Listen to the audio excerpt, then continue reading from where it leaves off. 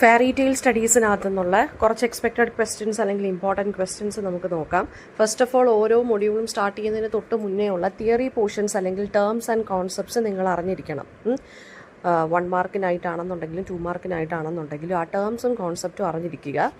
പിന്നെ നിങ്ങൾക്കറിയാം, remember, understand, create, apply, evaluate ഈ ടേംസ് യൂസ് ചെയ്തിട്ടാണ് അല്ലെങ്കിൽ ഇതിനെ ബേസ് ചെയ്തിട്ടാണ് നിങ്ങൾക്ക് ക്വസ്റ്റ്യൻസ് പിന്നെന്താണ് ഓരോ മൊഡ്യൂളിൽ നിന്നും എന്ത് ചെയ്യുന്നത്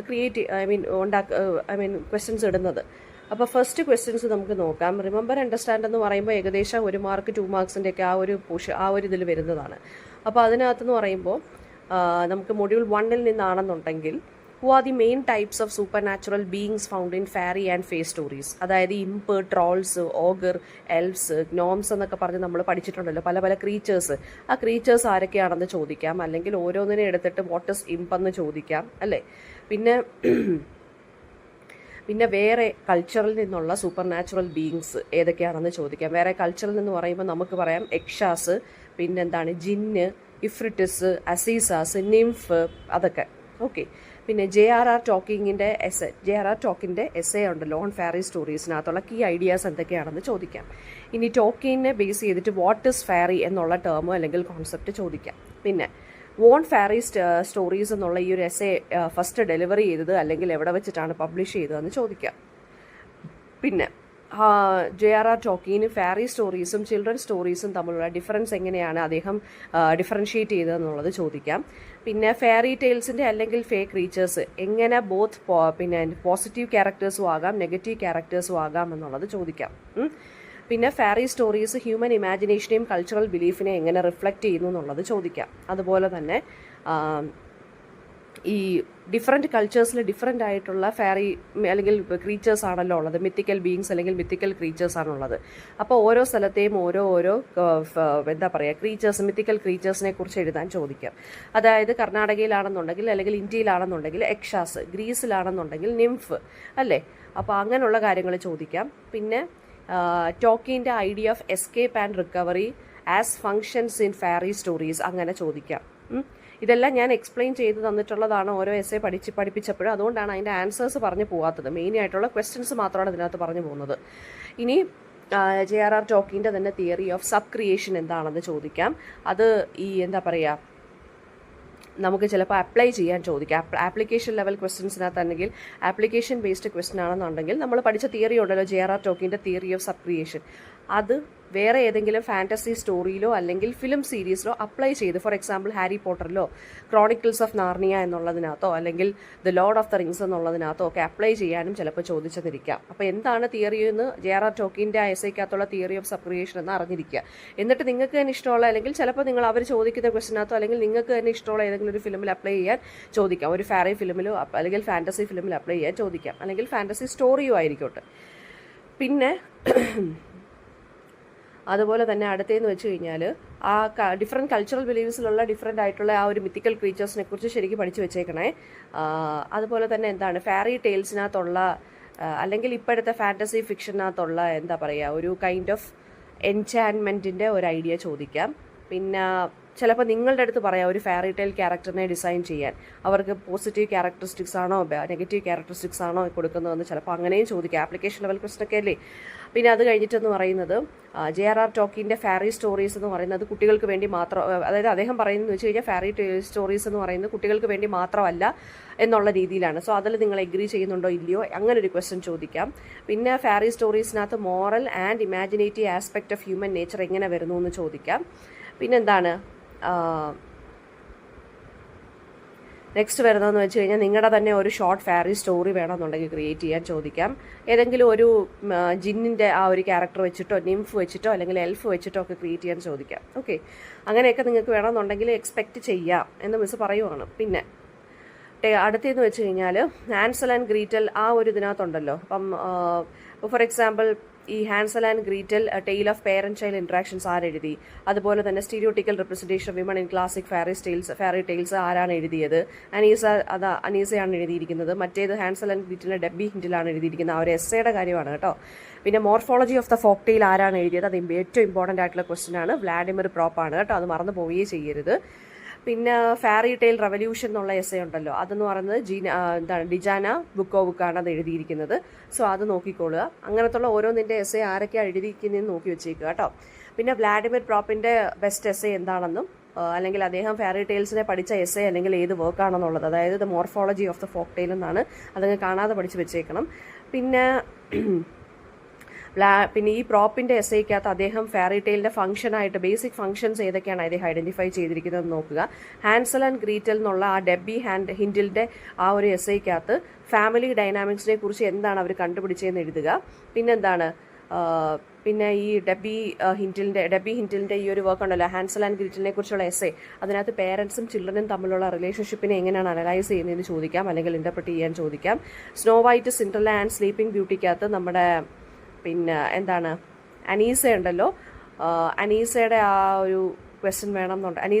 അനീസയുടെ ക്വസ്റ്റ്യൻ നമുക്ക് ചോദിക്കാം. അതിനകത്ത് അനീസയുടെ എസ്സേ എന്താണ്, സ്റ്റീരിയോടിപ്പിക്കൽ representation of women in classical fairy tales. അതായത് വിച്ച് ക്യാരക്ടർ എപ്പോഴും ക്രൂവൽ തന്നെയായിരിക്കും. ഒരു വിച്ച് ക്യാരക്ടറാണ്, ഒരു സ്റ്റെപ്പ് മദർ ക്യാരക്ടറാണ്, ബാക്കിയെല്ലാം ഭയങ്കര പാസീവ് ആയിട്ടുള്ള ക്യാരക്ടേഴ്സ് ആയിരിക്കും. ഈ വിച്ച് ക്യാരക്ടർ അല്ലെങ്കിൽ സ്റ്റെപ്പ് മദർ ക്യാരക്ടർ ഇൻഡിപെൻഡൻ്റ് ആയിരിക്കും. സോ അവരെ ഈവിളായിട്ട് കാണിച്ചിരിക്കുന്നു. അങ്ങനത്തുള്ള സ്റ്റീരിയോടിപ്പിക്കൽ റെപ്രസെൻറ്റേഷൻ എങ്ങനെയാണ് അനീസ അവരുടെ എസ്സേക്കകത്ത് കാണിച്ചിരിക്കുന്നത്, എസ്പെഷ്യലി സ്നോ വൈറ്റിനകത്തുള്ള ക്യാരക്ടറിനെ വെച്ചിട്ട്, സിൻഡ്രല്ലയ്ക്കകത്തും സ്ലീപ്പിംഗ് ബ്യൂട്ടി വെച്ചിട്ടും.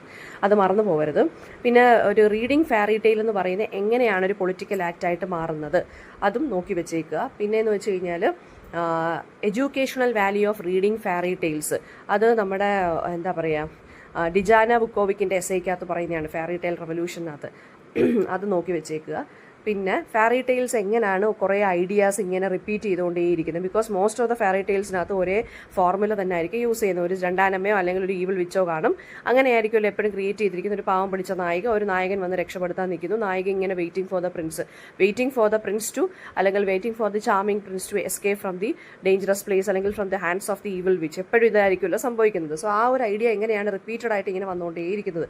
അപ്പോൾ എക്സാമ്പിൾ ആയിട്ട് നിങ്ങൾക്ക് സിൻഡ്രല്ലയുടെയും സ്നോ വൈറ്റിൻ്റെയും സ്ലീപ്പിംഗ് ബ്യൂട്ടിയുടെയും സ്റ്റോറിയും അതിനകത്ത് എങ്ങനെയാണ് ഈ 3 സ്റ്റോറീസിനകത്ത് എങ്ങനെയാണ് കോമൺ ആയിട്ട് ഓരോ ക്യാരക്ടേഴ്സും സിറ്റുവേഷൻസും വരുന്നതെന്നുള്ളത് എന്തായാലും എക്സ്പ്ലെയിൻ ചെയ്യുക. മാർക്ക് അനുസരിച്ച് വേണം, 4 മാർക്സ് ആണെങ്കിൽ എന്തായാലും അത് എഴുതിയിരിക്കുക. ഓക്കെ.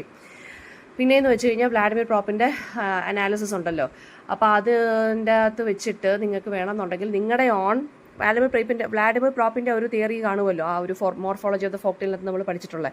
അതിനകത്ത് പറഞ്ഞിരിക്കുന്ന കാര്യങ്ങൾ വെച്ചിട്ട് നിങ്ങൾക്ക് ഇഷ്ടമുള്ളൊരു ഫെയറി ടെയിലിനെ ചിലപ്പം അനലൈസ് ചെയ്യാൻ ചോദിക്കാം കേട്ടോ, മറന്നു പോകരുത്. പിന്നെ ഫെയറി ടെയിൽസിൻ്റെ ഫെമിനിസ്റ്റ് റീഡിങ് ചോദിക്കാം, എസ്പെഷ്യലി സിൻഡ്രല്ലയിൽ അല്ലെങ്കിൽ സ്നോ വൈറ്റ്. അത് ഞാൻ ഈ പറഞ്ഞ പോലെ ഈ ഹീറോയിൻ ക്യാരക്ടേഴ്സ് എന്ന് പറയുന്നത് എന്താ, വളരെ പാസീവ് ആയിട്ടുള്ള ക്യാരക്ടേഴ്സ് ആയിരിക്കും, ഭയങ്കര വീക്ക് ആയിരിക്കും.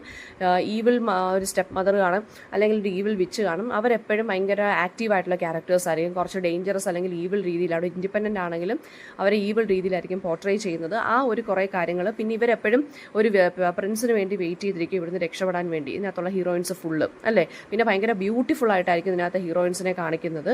ബ്യൂട്ടി ഇല്ലെങ്കിലെങ്കിലും അവസാനം എന്താണ് ബ്യൂട്ടിഫുൾ ആക്കുന്ന രീതിയിലെങ്കിലും കാണിക്കും അല്ലേ. സോ അത് നോക്കിക്കോളുക.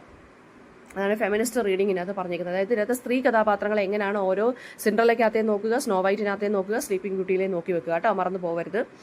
പിന്നെ വരുന്നതെന്ന് വെച്ച് കഴിഞ്ഞാൽ ഹാൻസൽ ആൻഡ് ഗ്രീറ്റലിൻ്റെ തീം എന്താണ്, പേരൻസും കുട്ടികളും തമ്മിലുള്ള ആ ഒരു റിലേഷൻ പ്രശ്നങ്ങളും ഒക്കെ ഇതിനകത്തുണ്ടല്ലോ. അച്ഛൻ എന്താണ് വീട്ടിൽ നിന്ന് പറഞ്ഞു വിടുമ്പോഴാണല്ലോ രണ്ടാനമ്മയുടെ ക്രൂരതയുണ്ട്, എന്നിട്ടാണ് ഇവർ കാട്ടിലോട്ട് പോവുകയൊക്കെ ചെയ്യുന്നത്. അപ്പോൾ ആ ഒരു കാര്യം പറയുക, അതായത് തീം ഓഫ് അബാൻഡൻമെൻറ്റും സർവൈവലും. അവരെ ഉപേക്ഷിക്കുന്നു, പിന്നീട് അവർ കാട്ടിൽ കിടന്ന് സർവൈവ് ചെയ്യുന്നു, ആ വിച്ചിൻ്റെ വീട്ടിൽ അവരെങ്ങനെയാണ് രക്ഷപ്പെടുന്നതെന്നുള്ളതും പറയുക.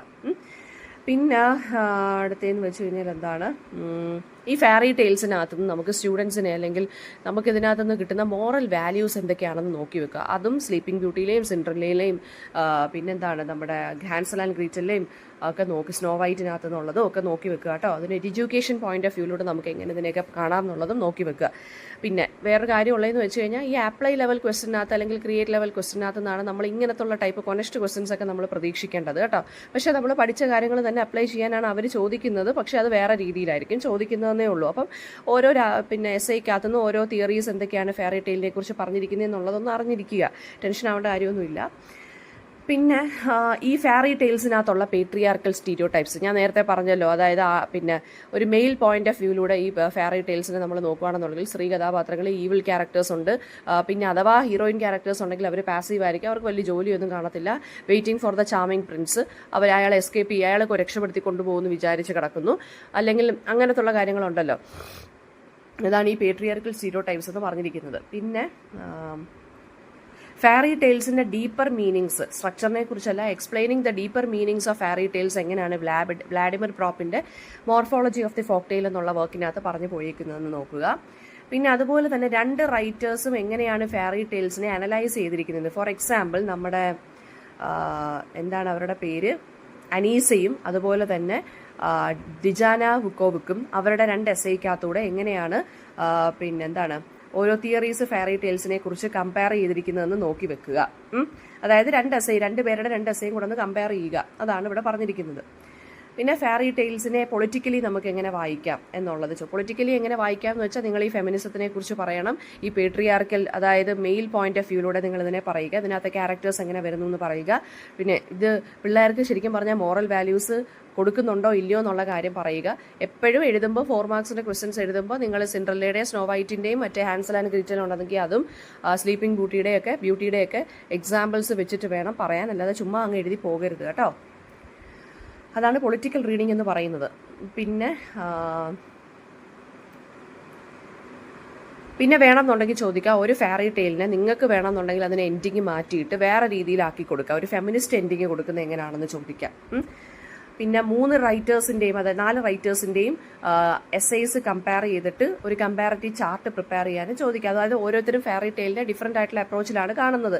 വ്ളാഡിമിർ പ്രോപ്പ് ആണെങ്കിലും മറ്റേ ഡിജാന വിക്കോവിക് ആണെന്നുണ്ടെങ്കിലും അനീസയാണെന്നുണ്ടെങ്കിലും അല്ലേ. അപ്പോൾ അത് എങ്ങനെയാണെന്നുള്ളത് നോക്കുക. പിന്നെ അടുത്ത മൊഡ്യൂളിനകത്തെന്ന് പറയുമ്പോൾ ഈ Shrek, the princess and the frog, Maleficent, ഈ 3 വർക്ക്സും ആരാണ് ഡയറക്റ്റ് ചെയ്തിരിക്കുന്നത് എന്നുള്ളത് ചോദിക്കാം. പിന്നെ ഉള്ളതെന്ന് വെച്ചാൽ അതൊക്കെ ഫിലിംസ് ആണ്, അപ്പോൾ അതിനകത്ത് ആരാ ഡയറക്റ്റ് ചെയ്തേക്കുന്നതെന്ന് ചോദിക്കാം. ഒറിജിനൽ ഫെയറി ടെയിൽസ് ഏതൊക്കെയാണ് ഈ 3 ഫിലിമിൽ യൂസ് ചെയ്തിരിക്കുന്നതെന്ന് ചോദിക്കാം. അതൊക്കെ ഞാൻ നേരത്തെ ഇത് പഠിപ്പിച്ചപ്പോൾ പറഞ്ഞു തന്നിട്ടുള്ള കാര്യമാണ്. പിന്നെ ഡിസ്നിയും ഡ്രീം വർക്ക്സും ആണല്ലോ ഈ ഫിലിംസ് ഒക്കെ റിലീസ് ചെയ്ത് വെച്ചിരിക്കുന്നത്. എപ്പോഴാണ് റിലീസ് ചെയ്തതെന്ന് ചോദിക്കാം ഈ 3 ഫിലിംസും, അല്ലെങ്കിൽ ഓരോന്നായിട്ട് ചോദിക്കാം കേട്ടോ. കോമൺ തീമൊക്കെ എന്താണ് ഇതിനകത്തുള്ള, മെയിൻ പ്രൊട്ടഗോണിസ്റ്റ്, മെയിൻ പിന്നെന്താണ് വില്ലൻ കഥാപാത്രങ്ങളും ആരൊക്കെയാണെന്നുള്ളത് ഈ 3 എണ്ണത്തിനകത്തേ പഠിച്ചു വെക്കുക. ക്യാരക്ടേഴ്സിന്റെ പേര് പഠിച്ചു വെക്കുക, ആരാണ് വില്ലൻ, ആരാണ് മെയിൻ പ്രൊട്ടഗോണിസ്റ്റ് അല്ലെങ്കിൽ മെയിൻ ക്യാരക്ടർ ആരാണെന്ന് നോക്കുക.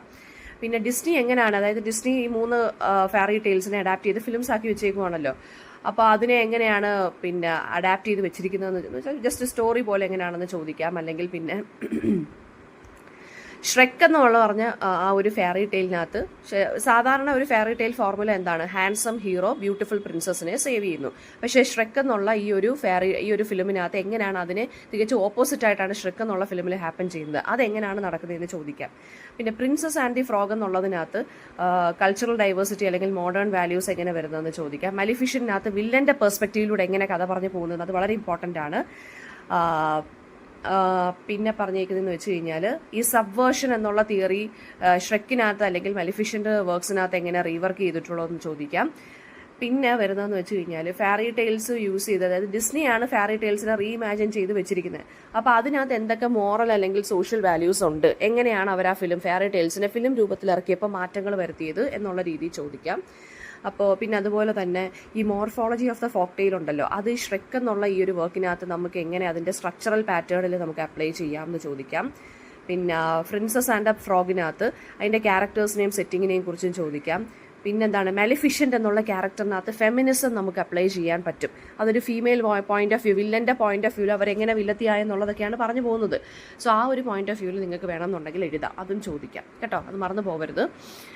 പിന്നെ എന്താ പറയുക, ഒറിജിനൽ ഫോക്ക് ടെയിലിനെ ഡിസ്നി എങ്ങനെയാണ് അഡാപ്റ്റ് ചെയ്തപ്പോൾ അതിനെ കുറച്ചും കൂടെ പോളിഷ്ഡ് ആയിട്ട് രീതിയിലാണ് പ്രസന്റ് ചെയ്തിരിക്കുന്ന ഫിലിംസിൽ, അത് എങ്ങനെയാണെന്നുള്ളത് ചോദിക്കാം. അപ്പോൾ അത് നിങ്ങൾ എന്ത് ചെയ്യണം, മറ്റേ ഡിസ്നിയുടെ ഫിലിംസിനെ ഈ 2 ഫിലിംസ് ഉണ്ടല്ലോ, അപ്പോൾ അതിനകത്തുനിന്ന് ഈ 2 ഫിലിംസിനകത്ത് അല്ലെങ്കിൽ ഡിസ്നിയുടെ ഫിലിംസ് നമുക്ക് പഠിക്കാനുള്ളതിനകത്ത് ഏതൊക്കെ രീതിയിലാണ് പോളിഷ് ചെയ്ത് കഥയായിട്ടിരുന്നപ്പോൾ എങ്ങനെയായിരുന്നു എന്ന്, പിന്നീട് അതിനെ ഫിലിം ആക്കിയപ്പോൾ എന്തൊക്കെ ഡിഫറൻസ് വന്നു എന്നുള്ളതുമാണ് ഇവിടെ ചോദിച്ചിരിക്കുന്നത്.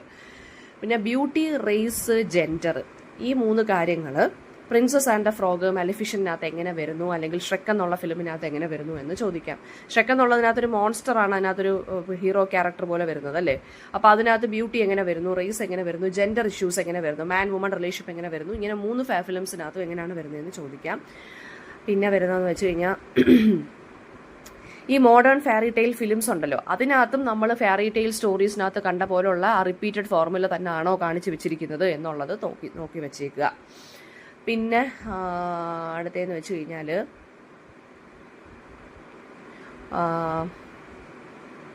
ഓക്കെ. അപ്പോൾ ഇത്രയും ക്വസ്റ്റ്യൻസ് ഞാൻ ഒരുമാതിരിപ്പെട്ട എല്ലാ ഏരിയാസും കവർ ചെയ്തിട്ടുണ്ട്.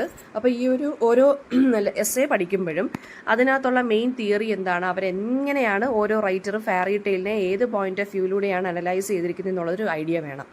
എന്നിട്ട് വെച്ചിട്ട് വേണം ഇതിൻ്റെ എല്ലാ സ്റ്റോറീസ് അറിഞ്ഞിരിക്കണം. ഷ്രെക്കിൻ്റെയും മലിഫിഷ്യൻറ്റിൻ്റെയും ഒക്കെ മെയിൻ ക്യാരക്ടേഴ്സും എന്തൊക്കെയാണ് സംഭവിക്കുന്നത് എന്നുള്ള പ്ലോട്ടും ഒക്കെ ഒന്ന് അറിഞ്ഞിരിക്കുക, ഇൻസിഡൻസ് അറിഞ്ഞിരിക്കുക, സ്ലീപ്പിംഗ് ബ്യൂട്ടി ആണെന്നുണ്ടെങ്കിലും. സോ അത് വെച്ചിട്ട് നമ്മൾ ഈ തിയറി ഓരോന്നിനും അപ്ലൈ ചെയ്യാൻ പറ്റുമോ. ഫെമിനിസം നോക്കി വെക്കുക, ജെൻഡർ നോക്കി വെക്കുക, പേട്രിയാർക്കൽ സ്റ്റീരിയോ ടൈപ്സ് നോക്കി വെക്കുക, പിന്നെ ഫെയറി ടെയിൽസ് എങ്ങനെയാണ് ഒരു പൊളിറ്റിക്കൽ ആക്റ്റായി മാറുന്നതെന്നുള്ളത് നോക്കി വെക്കുക. അത് മറന്നു പോകരുത് കേട്ടോ.